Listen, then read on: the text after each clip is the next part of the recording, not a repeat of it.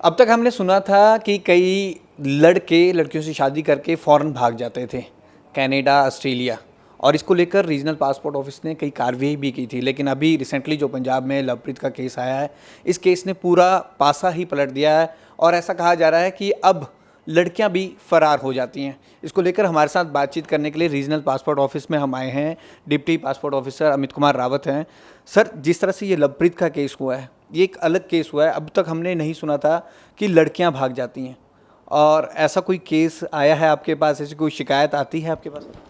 हमारे पास पहले भी 5-6 केस ऐसे आ चुके हैं जहाँ पर लड़कों ने पैसे खर्च करके लड़कियों को विदेश भेजा पढ़ने के लिए, और उनके साथ शादी करके विदेश भेजा, और ये सोच के कि लड़की वहाँ जाएंगी, वहाँ उनके बाद पेपर्स भेजेंगी और फिर वो स्पाउस वीज़ा पे वहाँ चले जाएंगे।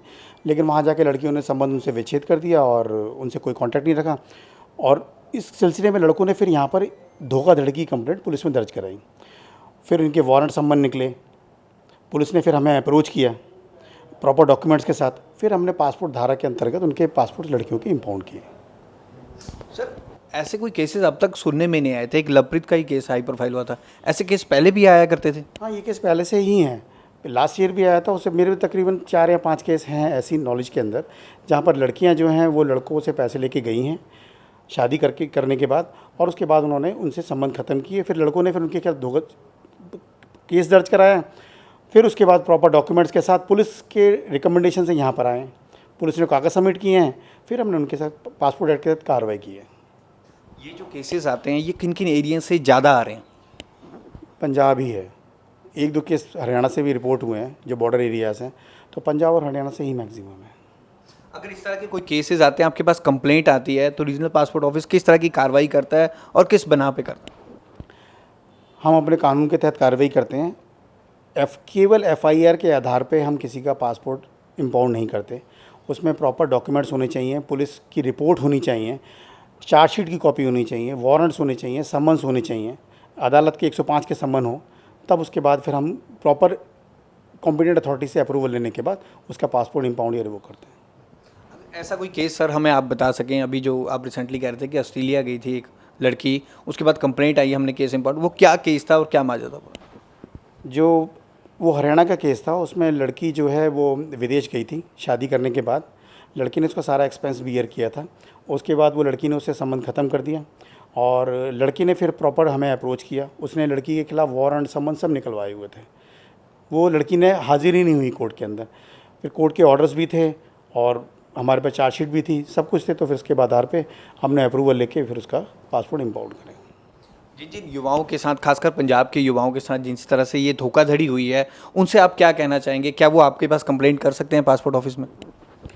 नहीं, हमारे पास ऐसे कंप्लेंट करने से कोई फ़ायदा नहीं है। अगर आप आएँ तो प्रॉपर लीगल प्रोसेस से आएँ, तभी हम कुछ मदद कर पाएंगे। आपको लीगल प्रोसेस पहले फॉलो करना पड़ेगा। मेयरली आप एक कंप्लेंट दर्ज कर दें मेरे यहाँ, तो उसकी कोई सुनवाई नहीं है। मेरे प्रॉपर कोर्ट्स के पेपर होने चाहिए उसी के आधार पर, क्योंकि पासपोर्ट एक्ट भी हमें यही अधिकार देता है कि जब तक आपके पास कोर्ट के ऑर्डर, वारंट, समन्स ना हो, तब तक आप एक्शन नहीं ले सकते हैं। एक सर फाइनली एक लास्ट क्वेश्चन, कि कितने अभी तक केसेस ऐसे आए थे और कितने पासपोर्ट इम्पाउंड किए गए पासपोर्ट ऑफिस द्वारा? मेरी नॉलेज में 3 या 4-5 केस आए थे। इसमें 4 केसेस में तो हमने पासपोर्ट इम्पाउंड किए हुए हैं उनके। एक केस में पेपर कम है, तो अभी एक टेकअप ही नहीं हुआ। इन सभी केसों में लड़कियां भाग गई थी? जी हाँ, इन सभी केस में लड़कियाँ चली गई थी। 2 तो कनाडा के, 2 संगरूर के भाई थे, उन्हीं का था। उन्होंने लड़कियों को भेजा था, वो कनाडा जाके उन्होंने कोई संबंध नहीं रखा, तो उन्होंने FIR कराई हुई है, डॉक्यूमेंट्स दिए हैं। वो डॉक्यूमेंट्स अभी इनकम्प्लीट है। जब आएंगे तब उसके बाद एक्शन लेंगे। सर, पिछले दिनों पासपोर्ट ऑफिस ने 2 साल पहले एक ग्रीवेंसेस सेल भी बनाया था इसको लेकर। कई कंप्लेंट भी आती थी, लेडीज़ द्वारा भी, जेंट्स द्वारा भी।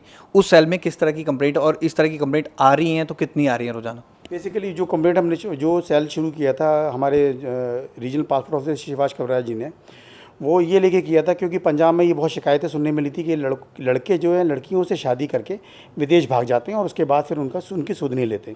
उस सिलसिले में लड़कियां 498 का केस दर्ज करती हैं, मेंटेनेंस भी करती हैं, लेकिन लड़के फिर भी उनको रिवर्ट बैक नहीं करते, ना ही उनका कोई रेस्पॉन्स देते, और अदालत के समन्स और वारंट का भी रेस्पॉन्स नहीं देते।